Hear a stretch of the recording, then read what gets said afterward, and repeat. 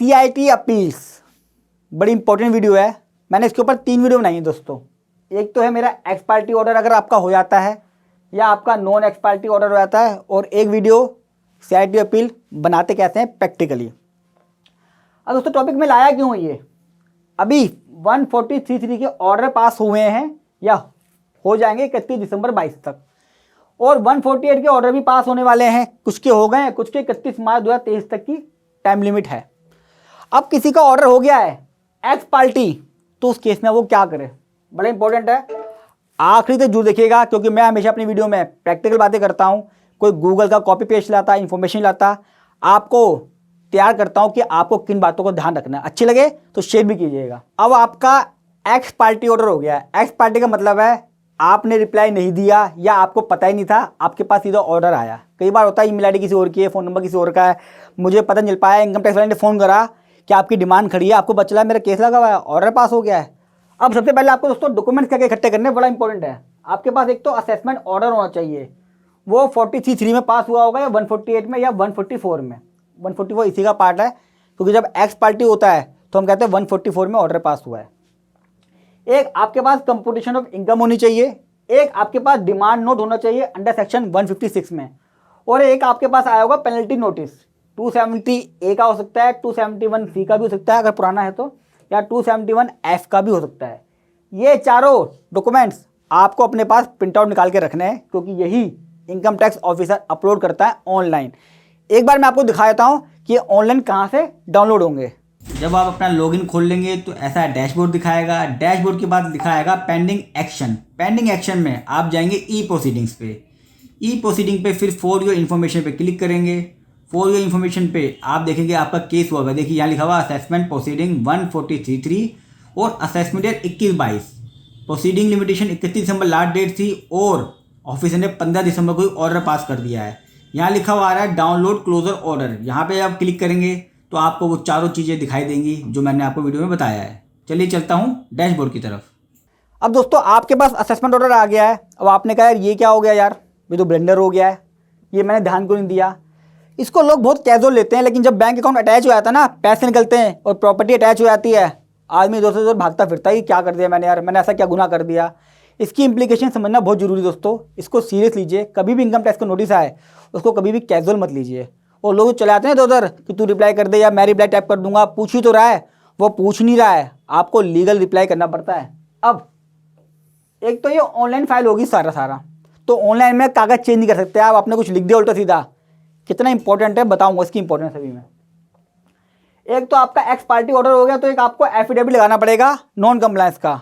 मान लो मेरा केस था और एफिडेविट लगाना पड़ेगा कि यार मैं अवेलेबल नहीं था, मेरी ईमेल आईडी किसी और की डली हुई थी, नोटिस मुझे मिला नहीं, मुझे ऑर्डर नहीं मिला, ये दिक्कतें हो गई इसलिए एक्स पार्टी हो गया, तो इसको मैं अब फाइल करने आ रहा हूँ अपील। बताना पड़ता है, बताना पड़ेगा एक्स पार्टी ऑर्डर क्यों हो गया है, क्योंकि सरकार कहेगी क्या तुमने पहले नहीं बताया, आप क्या बताओगे, तुम क्या करने आ रहे हो। आप तो बताना पड़ेगा पहले गलती हो गई थी, ये गलती थी, अब मैं अपनी बात सुनवाई तो करो मेरी बात का।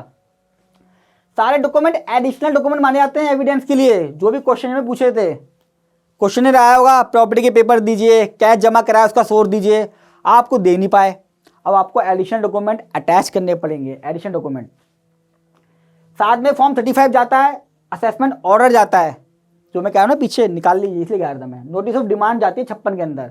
ये 3 चीज़ें अपलोड होती हैं ऑनलाइन।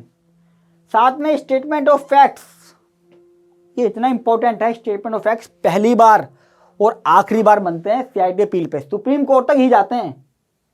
सरकार कहती है जो भी कहना है यही कह लो स्टेटमेंट ऑफ फैक्ट में, आपको मैं चेंज नहीं करने दूंगी। और लोग क्या पता करते हैं स्टेटमेंट ऑफ फैक्ट में 2 लाइन लिखते हैं, मेरा ऑर्डर गलत पास कर दिया है, तेरी ऐसी की तैसी, ये कर दूंगा वो कर दूंगा।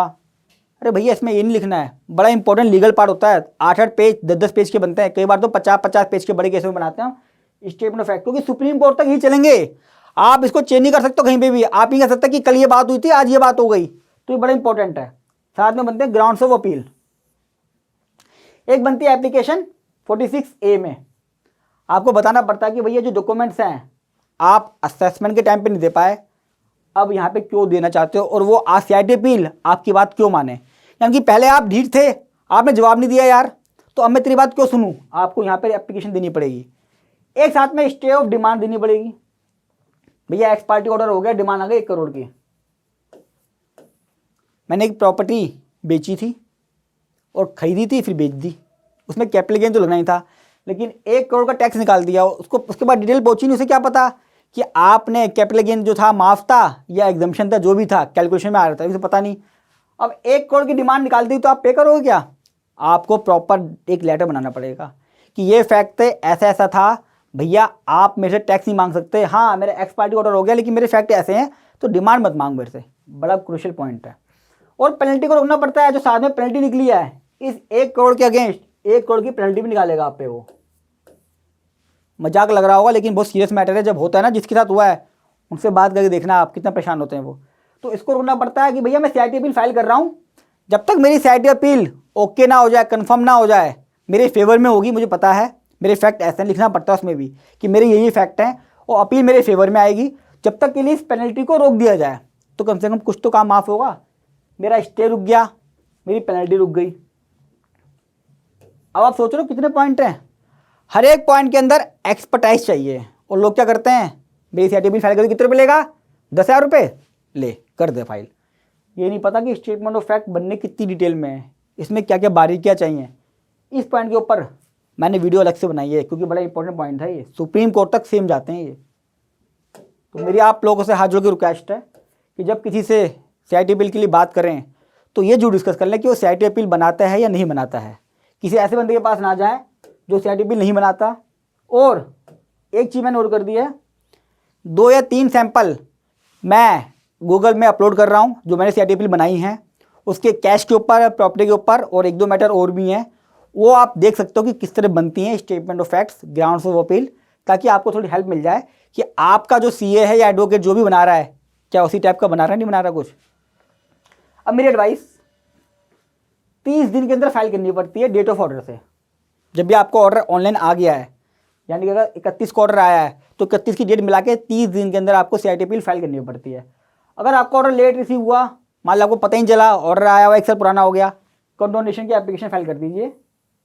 बता दीजिए भैया मुझे पता ही था, ईमेल आईडी किसी और की थी, मेरे घर पे नहीं पहुंचा, एड्रेस पुराना था, जो भी रीज़न था, कि भैया इसको कंडोनेशन कर दीजिए। कर देते हैं जनरली।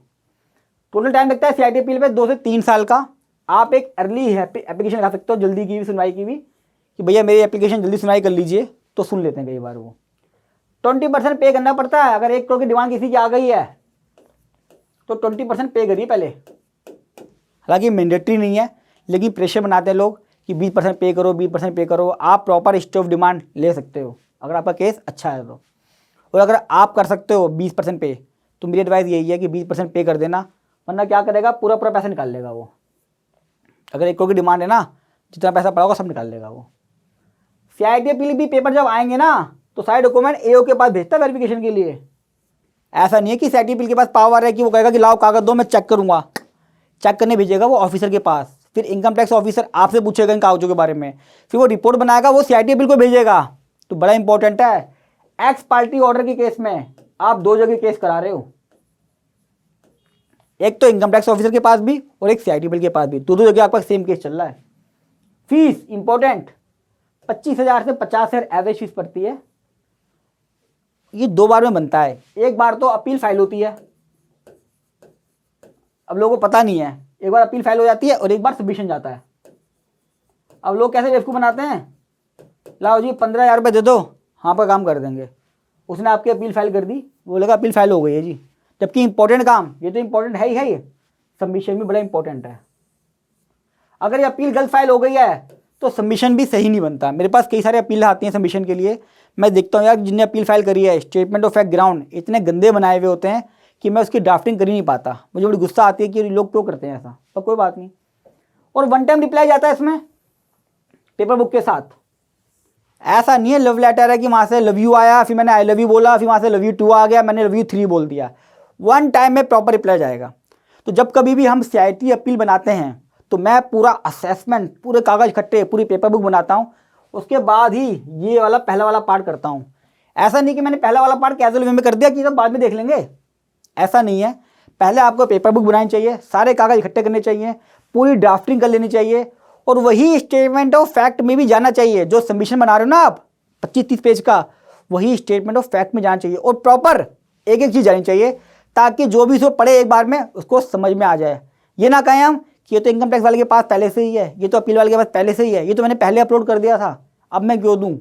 छोटी छोटी बारीकियों से आपकी एक्सपर्टाइज पता चलती है इसमें। तो दोस्तों इसके ऊपर मैं 2-3 वीडियो अपलोड करने जा रहा हूँ, तो अगर फर्स्ट टाइम आ रहे हैं तो चैनल को सब्सक्राइब कर लीजिएगा और वीडियो कैसे लगी जरूर बताइएगा। आपके कोई क्वेरी है असेसमेंट से रिलेटेड या CIT अपील से, आप मुझसे कॉन्टैक्ट कर सकते हैं। Email ID phone number screen पे आ ही रहा है। और जितना हो सके दोस्तों इसको शेयर कीजिएगा। बड़ा क्रूशियल मैटर होता है CIT अपील का और लोग बड़े कैजुअल रहते हैं। कई लोग तो कहते हैं कि मैं अपना इनकम टैक्स खोल ही नहीं रहा हूँ, मैं इसको देखूंगा ही नहीं, देखता हूँ क्या करता है, मेरे अकाउंट में तो पैसे नहीं पड़े हुए। इन चीज़ों से बचा नहीं जा सकता। आप जितना मर्जी कोशिश कर लीजिए, आप लिटिगेशन में और फंसते जाएंगे जितना डिले करेंगे। तो अगर आप कोई केस पेंडिंग पड़ा हुआ है तो आप आज ही कंसल्ट कीजिए अपने नियर सी से या मुझसे भी, और जितना हो सके इसको अपने रिलेटिव्स पे, व्हाट्सएप पे, सब जगह शेयर कीजिए वीडियो को। Thank you. जल्द मिलूंगा एक वीडियो के साथ, तब तक नमस्कार।